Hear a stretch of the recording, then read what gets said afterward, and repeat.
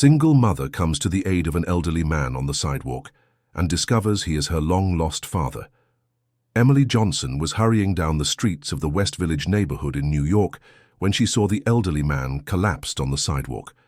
Without hesitating for a second, the 35-year-old nurse dropped her bag and ran to help him, but when she touched his trembling hands, her heart nearly stopped. That crescent moon-shaped scar on his right wrist was exactly like the one her father had, who had disappeared when she was just 15. The man opened his empty eyes and whispered a word that made her world crumble. Emmy. That's what her father used to call her. Only he used that affectionate nickname she hadn't heard in 20 long years. With shaking hands, Emily looked at his aged, street-worn face, trying to find traces of the man who had once been her hero. "Sir, are you all right?" she asked, pretending not to recognize him, her heart beating out of rhythm. The man stared at her with confused eyes, as if trying to remember something very distant. His clothes were dirty and torn, and he smelled strongly of someone who had spent nights out in the open. Emily noticed he was clutching a crumpled photo tightly. I need to find my daughter," he murmured, before fainting again in her arms. Emily looked around desperately. Her 16-year-old daughter, Sophie, was at school, and she herself was supposed to pick her up in just a few minutes. But she couldn't leave that man there, not when so many unanswered questions were pounding in her head. With the help of a neighbor, she managed to call an ambulance. During the ride to Mercy General Hospital, where she had worked for 10 years, Emily couldn't take her eyes off the man. His hands were the same ones that had once taught her to ride a bike, the same birthmark on his neck that she had always found funny. "Dr. Johnson, do you know this man?" asked the paramedic, noticing her agitation. No, I've never seen him," she lied, swallowing her tears. At the hospital, while the doctors examined the patient, Emily managed to take the photo he was holding so tightly. It was her, at 8 years old, smiling without her front teeth, wearing the uniform of the public school she attended. On the back, in the handwriting she knew so well, it said, "My little Emmy, Daddy loves you forever." Emily's legs went weak. She leaned against the corridor wall, trying to process the impossible. Her father, Robert Johnson, had disappeared on a rainy night in January 2004. He went out to buy medicine for her, who had a high fever, and never returned. Her mother, Sarah, spent years saying he had abandoned them for another woman. "Emily, you look pale. Is something wrong?" The voice of her supervisor, Mrs. Wilson, brought her back to reality. It's just tiredness, Mrs. Wilson. Don't worry, I'll take care of this case." "Absolutely not. You can't treat someone you brought in personally. Hospital protocol. I'll call Dr. Michael." Emily tried to argue, but she knew the supervisor was right. Reluctantly, she handed the case over to her colleague and watched from a distance as he examined the man who could be her father. Dear listener, if you're enjoying the story, please take a moment to like and especially subscribe to the channel. It really helps us who are just starting out. Now, continuing. 2 hours later, the man woke up confused and frightened. Emily couldn't resist and approached, even though she knew she shouldn't. "How are you feeling?" she asked, controlling her voice. The man looked at her carefully, as if trying to remember where he had seen her before. I don't know where I am. I can't remember how I got here." "You fainted on the street. I'm the nurse who brought you in." "What's your name?" "Robert." "I think it's Robert. But I'm not sure of anything else." He brought his hands to his head, seeming to suffer from intense pain. "Sometimes I have memories, but they're confusing. A girl I loved very much." Emily's heart raced. She held his hand, and he didn't resist. "What girl, Mr. Robert?" "I don't know. I can't remember her face. I just know I failed her, that I left her when she needed me most." Emily felt tears burning her eyes. Could he really not remember? Or was it an act to avoid responsibility for abandoning them? "Do you have family, someone we can call?" Robert shook his head no, but his eyes filled with tears. "I don't have anyone anymore. I lost everything. I lost everyone I loved." At that moment, Sophie appeared in the doorway of the room. The teenager had gone straight to the hospital when she couldn't find her mother at school. "Mum, why didn't you come pick me up?" "I was worried." Robert turned his face to the young girl, and his expression changed completely. He tried to get up from the bed, agitated. You look like someone I know, very much like her." Sophie approached curiously. There was something in the old man's gaze that intrigued her. "Like who?" she asked, ignoring her mother's gestures for her to step away. Like my daughter, when she was little." Robert extended a trembling hand. "You have the same eyes as her." Emily quickly intervened. "Sophie, let's go. This gentleman needs to rest." But Sophie didn't move. There was a strange connection she couldn't explain. "What was your daughter like, sir?" She was the most important thing in my life. Smart, caring, always worried about others." Robert's eyes shone with a distant memory. "She wanted to be a nurse when she grew up. She said she would take care of me when I got old." Emily swallowed hard. She had indeed said that, many times. "And where is she now?" insisted Sophie. "I don't know. I lost her. I made the biggest mistake of my life, and I lost her forever." Sophie looked at her mother, who was visibly shaken. "Mom, are you okay?" "I'm fine, honey. Let's go home. It's late." But Robert gently held Sophie's hand. "You remind me so much of her. What's your name, girl?" "Sophie. Sophie Johnson." The name hit Robert like a bolt of lightning. He let go of the young girl's hand and stared at Emily. "Johnson. That's my last name too. Robert Johnson."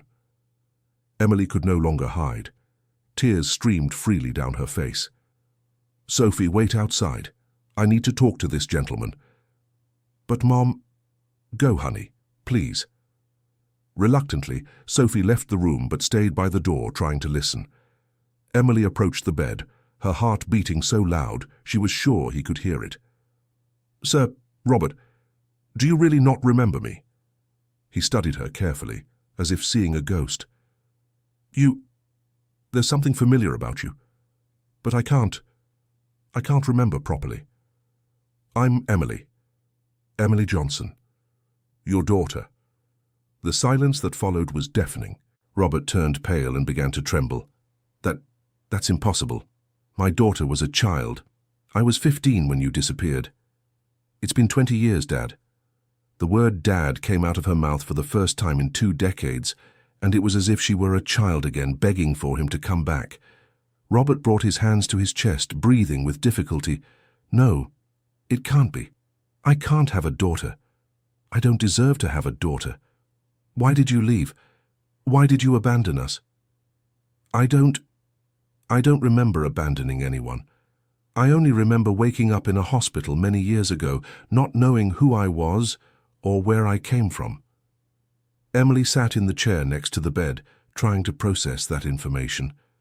"What do you mean you don't remember?" "I had an accident. I think it was an accident. I lost part of my memory. I only have fragments, loose pieces that don't make sense." "And how did you get this photo of me?" Robert looked at the crumpled photo in his hands. "I found it in my pocket when I woke up in the hospital. It was the only clue to who I was. I spent years looking for this girl, but never knew where to search." Emily didn't know whether to believe him. 20 years of resentment wouldn't disappear easily. "Mother said you abandoned us for another woman." "Your mother? Sarah?" His face lit up with a sudden memory. "Sarah, my wife. Where is she? How is she?" "She passed away 5 years ago. Cancer." The impact of the news was devastating for Robert. He began to cry uncontrollably, holding the photo against his chest. "No, it can't be. I had to ask her forgiveness. Had to explain." "Explain what? What happened that night?" I went out to buy your medicine. You had a high fever and we had no money for the doctor. I remember leaving the house, but then everything goes dark." Emily felt a tightness in her chest. She had indeed been sick at that time, and the family was going through financial difficulties. "Do you remember anything else?" "Sometimes I dream of a small house with a yard full of flowers, and of a girl who called me her hero. But I wake up and don't know if it was real or imagination." That description was exact of where they lived. Emily planted flowers with her father every weekend, and indeed called him her hero. Sophie couldn't resist any longer, and entered the room. "Mum, is this man my grandfather?" Emily looked at her daughter, then at Robert, who watched her with fascination. "Perhaps, honey. We're still trying to understand what happened." "Grandpa," Sophie tested the word. "You disappeared when my mum was my age." Robert nodded, still not believing the situation. "If I really am your grandfather, then you are the most beautiful thing I've seen in 20 years. Sophie smiled and approached. "Mom always talked about you, said you were the kindest man in the world, but that you left without explanation. I never meant to leave you all. I don't know what happened, but I know I would never abandon my family willingly." Emily watched the interaction between the two, torn between the emotion of seeing her father again and the distrust of years of accumulated hurt. "Mom, can we take him home today?" asked Sophie. "Sophie, it's not that simple. We need to understand his situation better." "I don't want to be a burden to you," said Robert. "I've already caused too much pain." "You won't be a burden," stated Sophie with determination. "Family takes care of family." At that moment, Dr. Michael entered the room with the test results. "The good news is there's nothing serious, just dehydration and malnutrition. But we found something interesting in the skull X-ray." He pointed to a small spot on the plate. "There's evidence of an old head trauma, very old. This could explain the memory problems." Emily stood up. "Doctor, does this mean he really could have lost his memory?" "It's possible, yes. Depending on the area affected and the intensity of the impact, a person can have partial or total amnesia, and sometimes the memories come back gradually, especially with strong emotional stimuli." Robert looked hopefully at Emily. "Do you believe me now?" I need time to process all this." "I understand. 20 years is a long time. A lot of pain caused." Sophie positioned herself between the two. "Grandpa, tell me what it was like when Mummy was little." "Sophie, don't push," warned Emily. "No, it's all right," said Robert. "Let me try to remember." He closed his eyes and concentrated. "She was a very determined child, stubborn too." A faint smile appeared on his lips. "Once, she found an abandoned kitten and insisted I let her take care of it. Said if I didn't let her, she would run away from home." Emily's eyes widened. That was a story she had never told anyone, not even Sophie. "And what did you do?" "I let her keep the cat. How could I deny anything to my princess?" He opened his eyes, which now shone with a vivid memory. The cat's name was Shadow. He died a few years later, and she cried for days. Emily brought her hand to her mouth. "Those details were too real to be made up. You really remember that?" "I'm starting to remember many things. Your voice is making the memories come back." Dear listener, if you're enjoying the story, please take a moment to like and especially subscribe to the channel. It really helps us who are just starting out. Now continuing. Dr. Michael interrupted the moment. "Mr. Robert can be discharged today, but he needs care, especially good nutrition and regular medical follow-up." "He can stay with us," said Sophie before Emily could respond.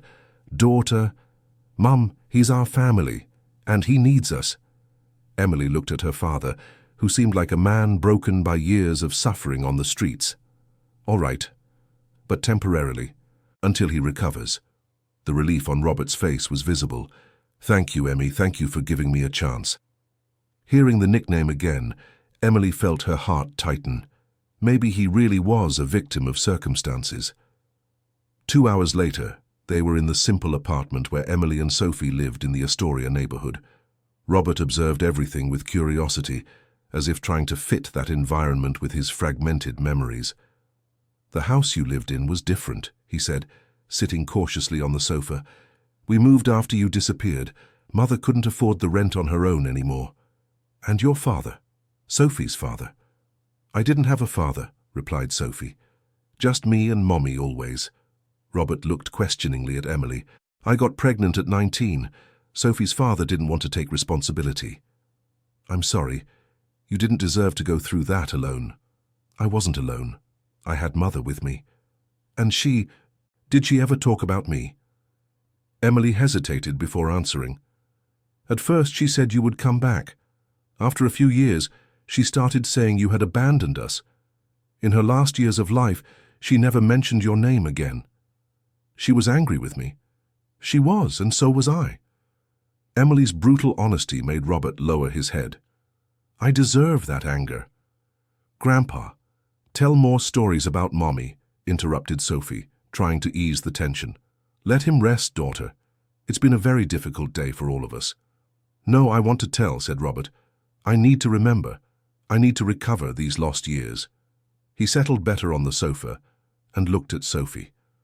Your mother was very much like you, curious, brave.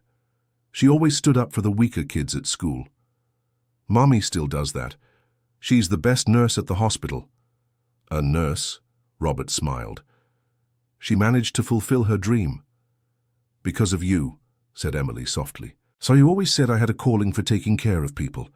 And I was right. He looked at her with pride. Even with me not being here, you became the amazing woman I knew you would be. Emily felt her eyes well up. As much as she tried to keep her barriers up, her father's words touched her deeply. It was hard, very hard to do everything alone. I know, and I'm sorry I wasn't here to help. That night, while Robert slept on the sofa, Emily lay awake staring at the ceiling.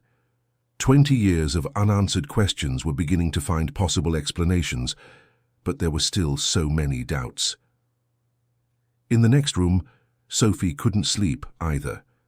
She had spent her whole life imagining what it would be like to have a grandfather, and now he was there in their living room.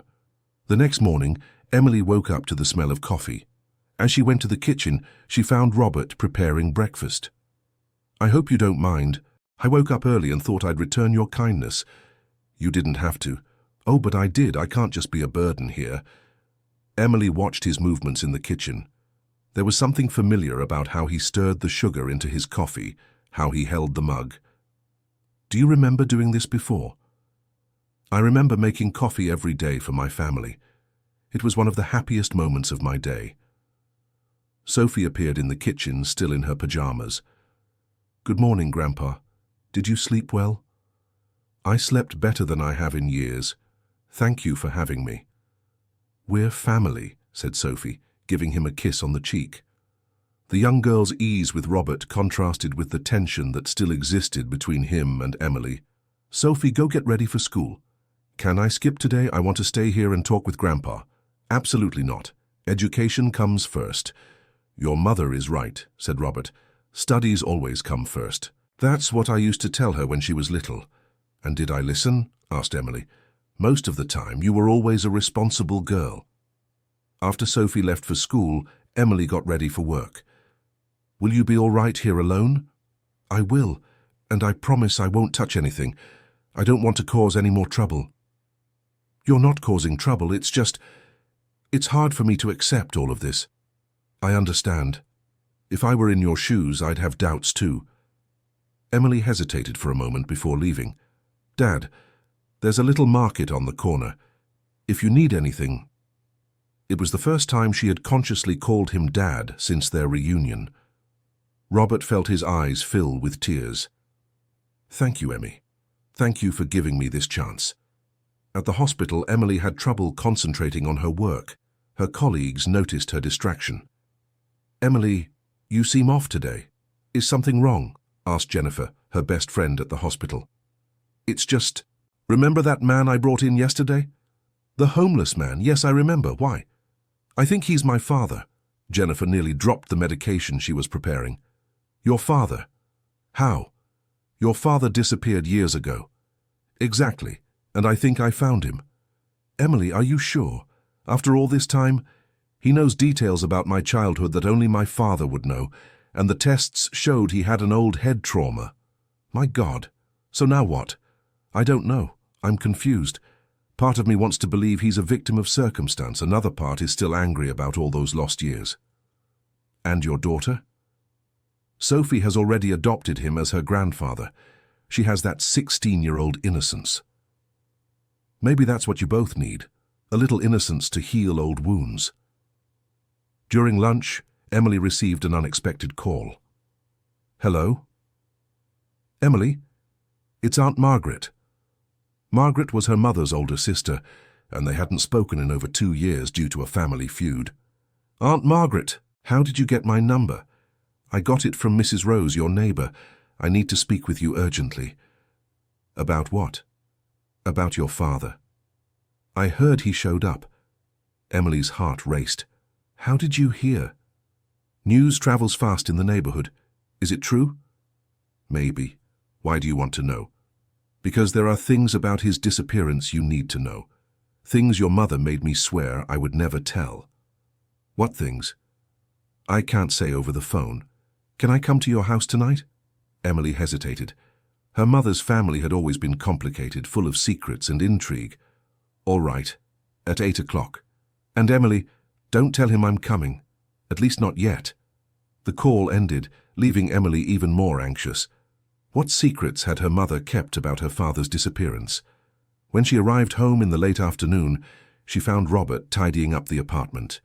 He had washed the dishes, tidied the living room, and even prepared dinner. "Dad, you didn't have to do this." "Yes, I did. I can't stay here without contributing." Sophie came home from school and was delighted to see the house organized. "Grandpa, you're amazing! Mom, look how beautiful the house looks." "He went overboard," said Emily, but her voice showed gratitude. "I didn't go overboard at all. This is my way of thanking you for taking me in." During dinner, Robert told more stories about Emily's childhood. Each memory that returned seemed clearer, more detailed. "Mom, does Grandpa remember the time you fell from the tree trying to get a mango?" "How do you remember that?" asked Emily, surprised. "I don't know. The memories are coming back. It's as if your presence is unlocking memories that were stored away." "And what else do you remember?" "I remember the day you were born. It was the happiest day of my life. I held you in my arms and promised I would always take care of you." Emily felt a lump in her throat. "But you didn't. You left a 15-year-old child without a father." "I know, and that kills me inside." At 8 o'clock sharp, the doorbell rang. Emily had asked Robert to stay in the room while she spoke with her aunt. "Aunt Margaret, come in." The 68-year-old woman entered the apartment, looking around suspiciously. "Where is he?" "In the room." "What do you have to tell me?" Margaret sat on the sofa and sighed deeply. "Your mother made me swear I would take this secret to the grave, but I can't see you suffering without knowing the truth." "What truth?" "Your father didn't abandon you, Emily. He was kicked out of the house." "What do you mean, kicked out?" "Your mother found out he was talking to another woman. Nothing happened between them, but Sarah was crazy with jealousy." Emily felt the world spinning around her. "It can't be. That night when you were sick, they had a big fight before he left. Your mother said if he left the house, he didn't need to come back. But she always said he went to buy medicine." "He did. He left after the fight, but he went to buy your medicine, and his intention was to come home and fix the situation." "Then why didn't he come back?" "I don't know. But I know your mother spent years waiting for him to come back and apologize. When that didn't happen, she made up the story about abandonment to protect herself from the shame." Emily was in shock. "Why did you never tell me this before?" "Because your mother begged me not to. She was afraid you would blame her for his disappearance." "And I would have. That's why she preferred to carry the guilt alone. In her last years of life, that's what tormented her the most." Emily started to cry. 20 years of unjust anger. "It wasn't unjust. You were abandoned regardless of the reason. But now that he's back, maybe it's time to hear his side." "Aunt, can I call him here?" Margaret hesitated. "I think not yet. First, you need to process this information. Then decide what to do." After her aunt left, Emily was alone in the living room trying to reorganize 20 years of certainties. Everything she had believed about her father's disappearance could be wrong. Robert came out of the room. "Emmy, are you okay? I heard you crying." "Dad, I need you to tell me exactly what you remember from that night." Robert sat beside her. "You had a high fever, very high, and we didn't have money for the doctor. Your mother was desperate." And what else? We argued. We argued a lot. She was nervous, I was nervous. But I don't remember what about. Try to remember. Robert closed his eyes and concentrated. There was a woman, a co-worker. Sarah thought that I was interested in her. Were you? No, never. I loved your mother more than anything. But she didn't believe me. The puzzle pieces were starting to come together. And when did you leave home? I left feeling nervous, but determined to buy your medicine and come back to resolve our fight. I remember arriving at the pharmacy, but after that, total darkness. You don't remember the accident? What accident? The doctor said you had a head trauma. Something must have happened on your way back from the pharmacy. Sometimes I dream of very bright lights and a terrible pain in my head, but I never knew if it was real or a nightmare. Emily held her father's hand. Dad, I think you were the victim of an accident, and because of it, you lost your memory and couldn't come back home. You believe me? I'm starting to, but I still need answers. What answers? Where have you been all these years? How did you survive? After I woke up in the hospital with no memory, I ended up in a shelter. I spent years trying to find out who I was. The only clue was your photo. I looked for you in many places, but I never knew your full name. My name was on the photo. It only said Emmy. I didn't know your last name. I couldn't remember where we were from. It was years of searching without direction. And how did you get here, to this neighborhood? 2 years ago, I got a temporary job with a cleaning company. I worked in many places, always looking for clues. By chance, I worked at your hospital a few times. Emily's eyes widened. What do you mean? I was part of the outsourced cleaning crew. Sometimes I worked the night shift. Have we seen each other before? I saw you a few times, but you wore a mask and I couldn't see your face clearly. But there was something about you that caught my attention. My God. One night, I heard a co-worker call you Emily Johnson. My heart almost stopped. Johnson was my last name, and Emily was close to Emmy. And what did you do? I tried to get closer, but you nurses were always so busy, and I was afraid I might be wrong. Imagine if I went up to you thinking you were my daughter, and I was mistaken. So you followed me? Not followed, but I found out where you lived. I spent weeks watching from a distance, trying to gather the courage to approach. That's why you were on our street when you fainted. Exactly. I had decided that on that day I would talk to you, but the emotion was too strong and you fainted right in front of the house. They stayed silent for a few minutes, absorbing the magnitude of those revelations. Dad, did you spend all these years on the streets? Not always. Sometimes I got temporary jobs and stayed in cheap boarding houses. Other times I slept in shelters. And yes, some nights I spent right on the street. It must have been terrible. It was. But the hope of finding you kept me alive. Sophie, who had been listening to the conversation from the bedroom door, could no longer contain herself and ran to hug her grandfather. Grandpa, you're a hero. You never gave up on us. Sophie, you should be sleeping, scolded Emily. How could I sleep with a story like that? She nestled between the two of them. Now we're a real family. Emily looked at her father and her daughter, feeling her heart fill with an emotion she hadn't felt in decades. Maybe we are. The next morning, Emily called the hospital and asked for a day off. She wanted to spend the whole day talking with her father, making up for the lost years. Dad, would you like to visit Mom? Where is she buried? At Greenwood Cemetery. Would you like to see her? Robert nodded, emotional. I need to ask for her forgiveness, even if she can't hear me. The three of them went to the cemetery together. When they arrived at Sarah's grave, Robert broke down in tears. Forgive me, my love. Forgive me for not coming back. Forgive me for letting you raise our daughter alone. Emily also cried, remembering how her mother had suffered all those years. She loved you, Dad. She never stopped loving you. And I never stopped loving her. Even without remembering clearly, I always felt there was a special woman in my life, Sophie placed flowers on the grave. "Grandma Sarah, now Grandpa is back, and we'll take good care of him." When they returned home, they found Margaret waiting at the door. "Aunt Margaret, what are you doing here?"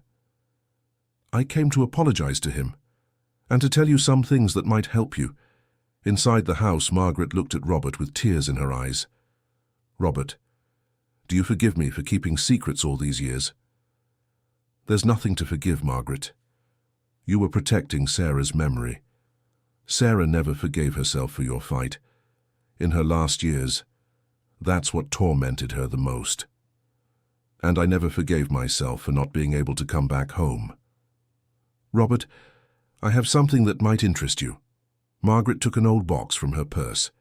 "Sarah kept all your things, clothes, documents, photos. She always hoped you'd come back." Robert opened the box with trembling hands. Inside were his clothes from 20 years ago, personal documents and several family photos. "My God, my work ID, my documents. I thought I had lost everything." "Sarah kept every single thing of yours with care, as if you were coming back the next day." Emily picked up a photo showing the three of them, her as a child, Sarah young, and Robert smiling. "We were so happy." "And you can be happy again," said Margaret. "You have a second chance. Don't waste it." Dear listener, if you're enjoying the story, please take a moment to like and especially subscribe to the channel. It really helps us who are just starting out now continuing. That afternoon, Robert asked to visit the old house where they used to live. Emily hesitated, but ended up agreeing. The small house in the Queens neighborhood still existed, but it was very different. A new family lived there now. "Can I just look at the backyard?" Robert asked the current residents. The couple, moved by the story, allowed them to enter.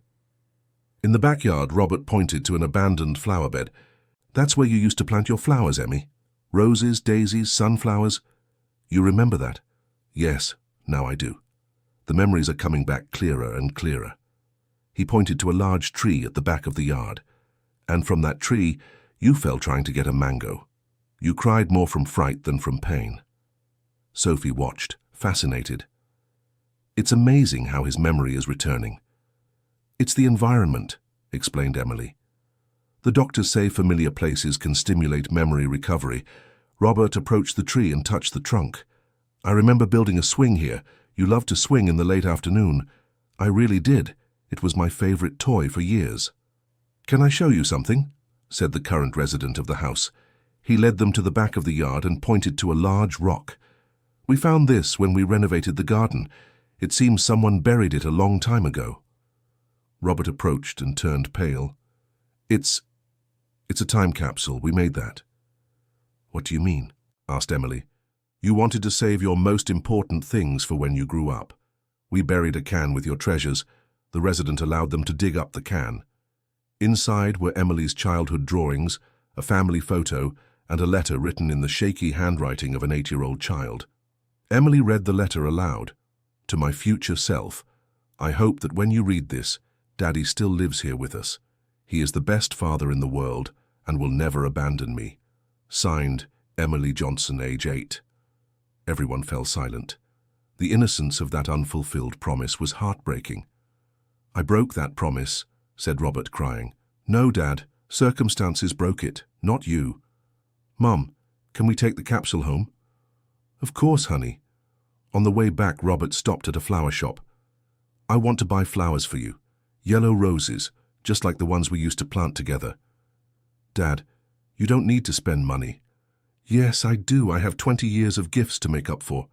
He bought a small bouquet with the little money he had in his pocket. "They're beautiful, Grandpa," said Sophie, smelling the flowers. That night, for the first time in 2 decades, Emily felt complete. Her family was together again. "Dad, do you want me to help you get your new documents, so you can work and rebuild your life?" "You would do that for me?" "Of course. We're family." "And I can help too," said Sophie. "I'm better with computers than both of you." Robert smiled. "I have the 2 most amazing women in the world to help me." But the happiness didn't last long. The next day, Emily received a call at the hospital that would change everything again. Emily Johnson? This is Detective Williams from the Midtown Precinct. Emily's heart raced. Yes, speaking. Did something happen? I need you to come here with your father, Robert Johnson. We have some questions to ask. About what? About his disappearance 20 years ago. We found some inconsistencies in the story. What inconsistencies? I'd rather discuss it in person. Can you come today? Emily hung up the phone with trembling hands. What else could come up to complicate that situation? When she got home, she told Robert about the call. The police want to talk to us. He turned pale. They said they found inconsistencies. Do you have any idea what it could be? No idea. I didn't do anything wrong. Then let's go clear it all up. At the precinct, Detective Williams greeted them in a small room. Mr. Robert, can you tell me your version of the disappearance? Robert repeated the whole story he had told Emily. I see. And can you prove you were hospitalized after the alleged accident? Alleged? Emily questioned. It's just that we investigated the hospital records from that time and found no record of your hospitalization, Mr. Robert. What do you mean? All hospitals in the area keep records for at least 20 years. His name doesn't appear in any of them. Robert looked confused. But I remember waking up in a hospital. Sir, are you sure you didn't make up this story to cover up the real reason for your disappearance? I didn't make up anything. Detective, my father has evidence of a head trauma. The doctors confirmed it. That could have happened at any time, miss, not necessarily 20 years ago. Are you implying my father is lying? I'm investigating all possibilities, including the possibility that he left his family voluntarily and is now using the amnesia story to avoid blame. Robert stood up indignantly. I would never abandon my family. Never. Then explain to me how you survived all these years without formal work, without documents, without medical assistance. I did odd jobs, stayed in shelters. We checked the records of the main shelters. Your name only appears in the last 5 years. What about the temporary jobs? Robert hesitated. Some were informal. Informal how? Without a signed work card? Sometimes. Mister, Robert, have you ever been arrested? The question dropped like a bomb in the room. Arrested? Why? Answer the question. Robert lowered his head. Once, for vagrancy. But it was unfair. Emily looked at him shocked. Dad, you didn't tell me that. Because it wasn't important. I only spent 1 night in jail. When was that? Asked the detective. About 10 years ago. Maybe 12. And were you booked? I think so. The detective checked his computer. Here it is. Robert Johnson, arrested in 2012 for vagrancy and disturbing the peace, held for 3 days, not 1 night. All right, it was 3 days. I didn't remember clearly. And in this record you gave an address. 147 Maple Street, downtown. Did you live there? It was a boarding house. A boarding house that operated with prostitution. The silence in the room was uncomfortable. Detective, what does this have to do with our situation? Asked Emily. It matters because your father is not the innocent victim he's pretending to be. He has a history of minor offenses and frequented questionable environments. Minor offenses. What other offenses? The detective checked the computer again. Petty theft, public intoxication, disrespect toward authority. Nothing too serious, but a pattern of behavior. Emily felt the ground disappearing beneath her feet. Dad, is this true? Robert couldn't look her in the eyes. Those were different times, Emmy. I was desperate, living on the street. Sometimes I did things I'm not proud of. What things? I took food from markets when I had no money, slept in forbidden places, drank to forget the pain. And the prostitutes? No, never. The boarding house was cheap. I didn't know it had those activities there. The detective interrupted. Mr. Robert, do you want to change your version of the story? I have nothing to change. I keep saying I lost my memory in an accident and spent years looking for my family. Even knowing we found no record of this accident? Maybe I wasn't taken to a big hospital. Maybe I was helped by someone on the street. Convenient, don't you think? Emily stood up. Detective, my father may be imperfect, he may have made mistakes to survive on the streets, but that doesn't change the fact that he disappeared from home 20 years ago and has now returned. Miss, have you considered the possibility that your father left you voluntarily and is now using this story to reconcile with the family?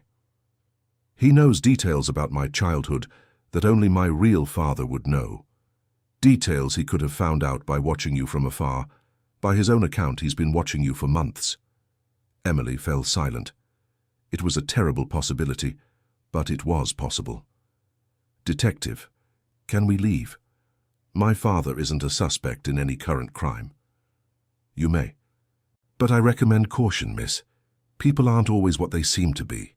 On the way home, Emily and Robert didn't exchange a word. The trust that had been built over the last few days was beginning to crumble. At home, Sophie immediately noticed the tension. What happened at the precinct?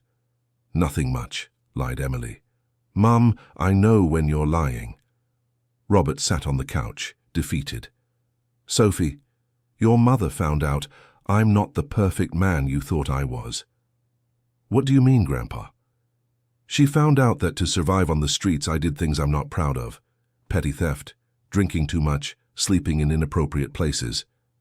Sophie sat next to him. Grandpa, everyone makes mistakes. That doesn't change who you are. Sophie, you don't understand, interrupted Emily. Maybe he isn't really my father. What do you mean?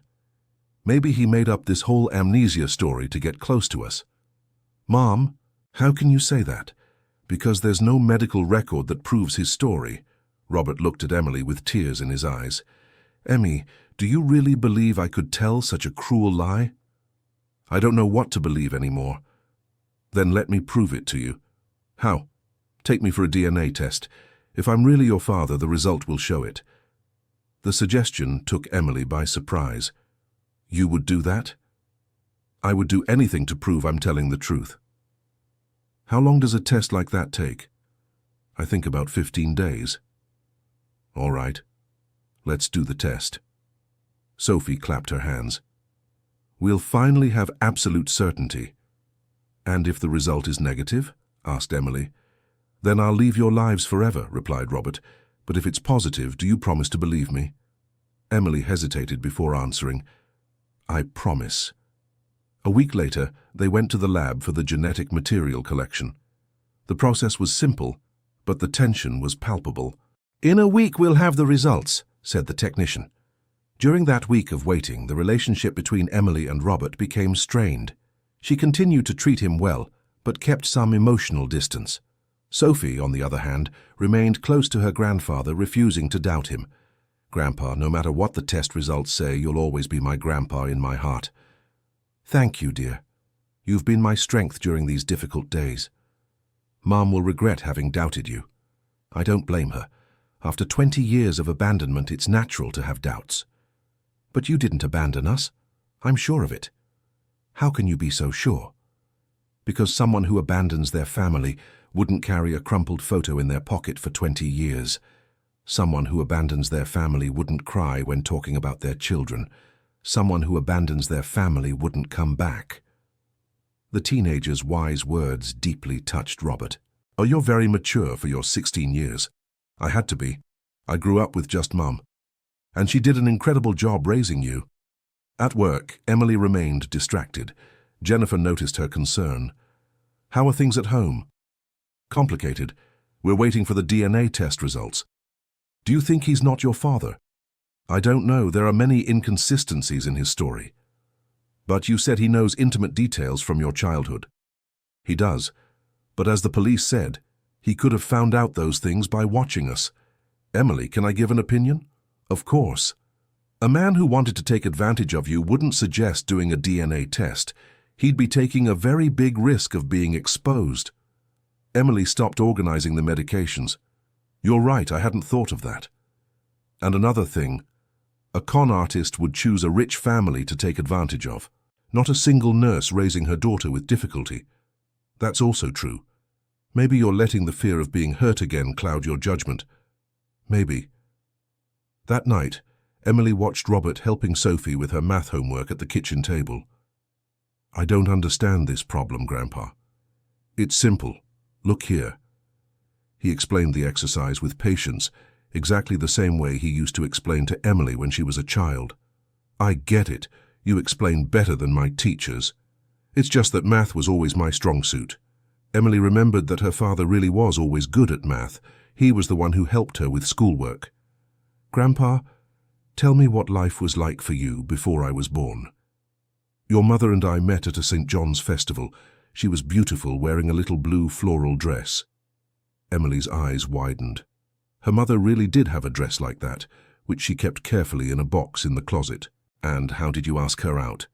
It took me 3 months to gather the courage. When I finally asked, she said she'd been waiting a long time. Emily remembered her mother telling exactly that same story. And when did you get married? It was in a small church downtown. Your mother was radiant. The dress was your grandmother's, altered by your Aunt Margaret. All these details matched the stories Emily had heard her whole life. Grandpa, do you want to see photos of Mum's wedding to my father? Sophie! Emily was startled. What photos, dear? Mum had a civil wedding when she found out she was pregnant with me. There are a few photos. Sophie, you don't need to... I do want to see, said Robert. I want to know my granddaughter's father. Sophie brought the album and showed the photos of Emily's wedding. Robert looked at each image carefully. He looks like a nice young man. He wasn't, said Emily bitterly. He disappeared as soon as he found out about the pregnancy. I'm sorry. You deserved someone who values you. Like you? Like I tried to be. And I failed miserably. Dad, Emily approached. If the test comes back positive, can we try to rebuild our relationship? Would you really want that? I think so. Despite all the problems, I feel like you're truly my father. Robert smiled for the first time in days. And I'm certain you're my daughter. A daughter I'm very proud of. 2 days later, Emily received the call from the lab. Mrs. Johnson, the DNA test result is ready. And what is the result? I need you to come pick it up in person. It's lab protocol. Can't you tell me anything? Unfortunately, no, ma'am. Emily hung up the phone with a racing heart. Dad, the result is ready. Robert came out of the bedroom where he was resting. And what is it? We have to go get it. They won't tell us over the phone. Is Sophie at school? Yes, we can go now. On the way to the lab, both were tense. Dad, regardless of the result, I want you to know it was good to have you back, even if just for a short time. It was good for me too, Emmy, even with all the problems. If it's positive, we'll talk about the past without judgment. We all make mistakes. And if it's negative, then we'll say goodbye as friends. At the lab, the technician greeted them with a sealed envelope. Here is the result. Would you like me to read it, or do you prefer to read it yourselves? You can read it, said Emily, holding Robert's hand. The DNA test indicates a 99.7% probability that Robert Johnson is the biological father of Emily Johnson. The silence that followed was profound. Then Emily began to cry. Dad, you really are my father. I always knew, said Robert, also emotional. I always knew in my heart. They hugged right there in the lab, 20 years after they had been separated. Forgive me, Emmy, forgive me for taking so long to return. That wasn't your fault, Dad. Now we know that. And now? Now we go home to tell your granddaughter that she really has a grandfather. On the way back, Emily stopped at a store and bought a cake. What's that? Let's celebrate. Our family is complete again. Even knowing my mistakes, especially because of them. They show that you're human and that you fought to survive all these years. When they got home, Sophie hadn't returned from school yet. Dad, now that we know the truth, can you tell me what really happened that night?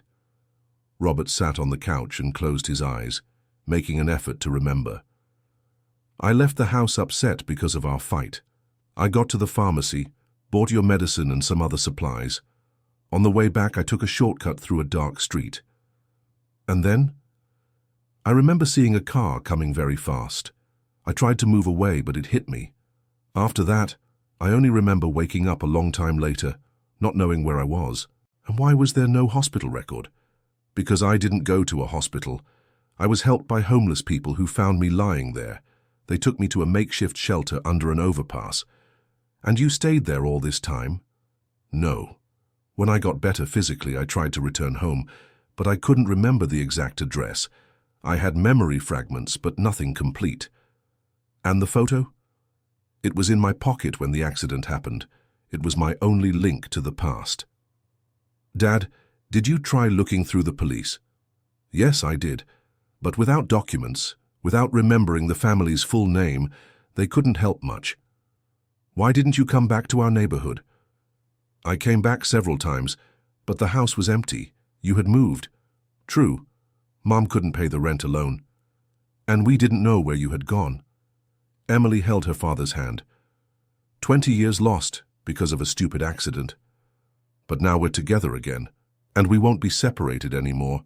Sophie came home from school and found the two of them talking on the couch. So, what was the result? Come here, honey, called Emily. You were right. He really is your grandfather. Sophie shouted with joy and jumped into Robert's lap. I knew it. I knew it from day one. How did you know? Asked Robert. Because you have the same look in your eyes as Mom when you're worried, and the same hands. So observant, laughed Emily. And now what are we going to do? Asked Sophie. Now we're going to live as a family, said Emily. It'll be hard at first, we have a lot to talk about and sort out, but we'll manage. Are you going to keep living here? Robert looked at Emily. If your mother allows it. Of course you'll stay, but we'll need some rules. What rules? First, no secrets between us. If something bothers us, we talk about it openly. I agree. Second, you need regular medical checkups to take care of your health. All right. Third, we'll all go to family therapy to help us deal with the trauma of these 20 years. That's a good idea. And fourth, you'll help me teach values to Sophie. She needs a father figure. It would be an honor. Sophie clapped. And fifth rule, we'll visit Grandma Sarah every month to tell her how we're doing. Perfect, said Robert. That night, for the first time in 2 decades, Emily felt truly at peace. Her family had been torn apart by tragic circumstances, but love had been strong enough to bring them back together. Dad, she said before going to sleep, thank you for never giving up on us. Thank you for giving me a second chance, Emmy. Good night, Dad. Good night, my daughter. And for the first time in 20 years, Robert went to sleep knowing he was home. 6 months later, the Johnson family's life had found a new rhythm. Robert got a job as a doorman in a nearby building. Sophie was preparing for her college entrance exams, and Emily had been promoted at the hospital. Dad, how are you feeling about the new job?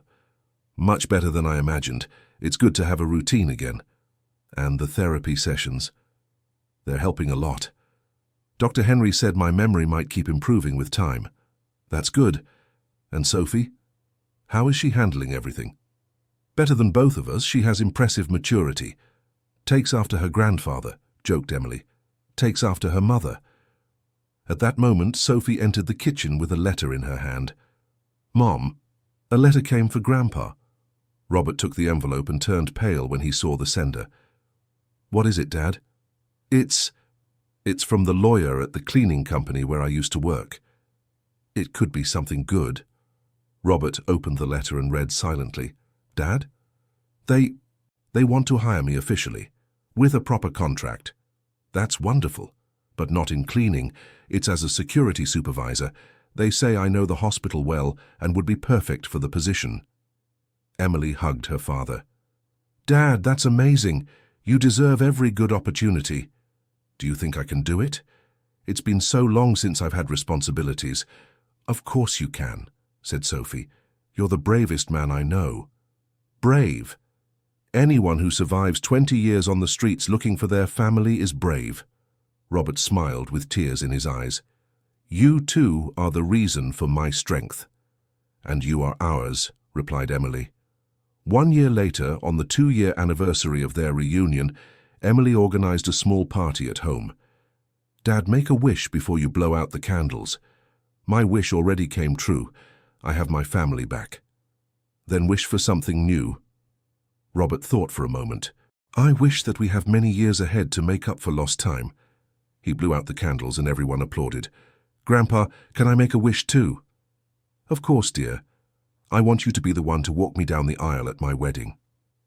Sophie, you're only 17. I know, Mom. But when the time comes, I want it to be him. Robert couldn't contain his emotion. It would be the greatest honor of my life. And I want both of you to accompany me when I graduate from college, said Emily.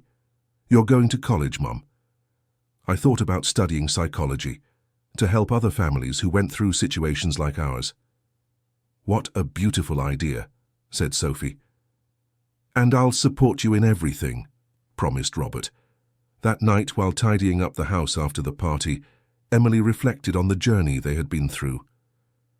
Dad, sometimes I think about how different our life would be if that accident hadn't happened. I think about that too, but you know what I think. What? Maybe we had to go through that separation to appreciate what we have now. How so? Before the accident, we were an ordinary family with ordinary problems. Today, we're a family that knows the value of every moment together. You're right. And Sophie grew up to be a strong and determined young woman because she was raised by you alone. If I had been here, maybe she wouldn't have developed those qualities. She really is special, and you became an amazing woman, independent, courageous, a successful professional. Maybe my presence would have limited your growth. Emily had never thought about it from that angle. Do you think everything happened for a reason? I think the reason doesn't matter. What matters is that we're together now and we're going to make every second count. Dad? Yes? I love you. I love you too, Emmy, and I always have. Even when I couldn't remember your name, my heart never forgot you. And now we'll never be apart again, never again. 2 years later, at Sophie's high school graduation, the whole family was present. Robert wore his best suit and Emily was radiant. I'm so proud of my granddaughter, said Robert, when Sophie went up on stage to receive her diploma. And I'm proud of both of you, replied Emily. Of you for rebuilding your life and of her for becoming this wonderful young woman. Is Sophie going to study medicine? Yes. She wants to be a pediatrician. She says she learned from us the importance of taking care of people. She's going to be an amazing doctor. When the ceremony ended, the three of them hugged.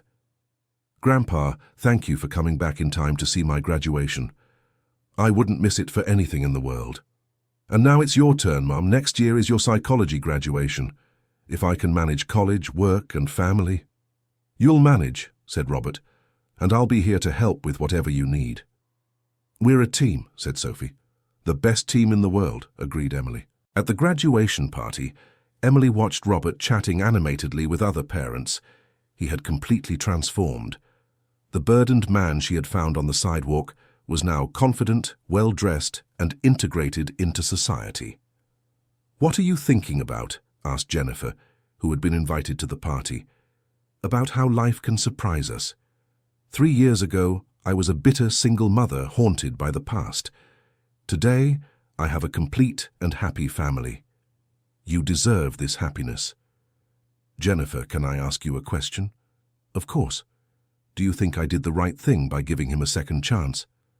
Emily, look around. Look at your daughter chatting animatedly with her grandfather. Look at your father helping serve the guests.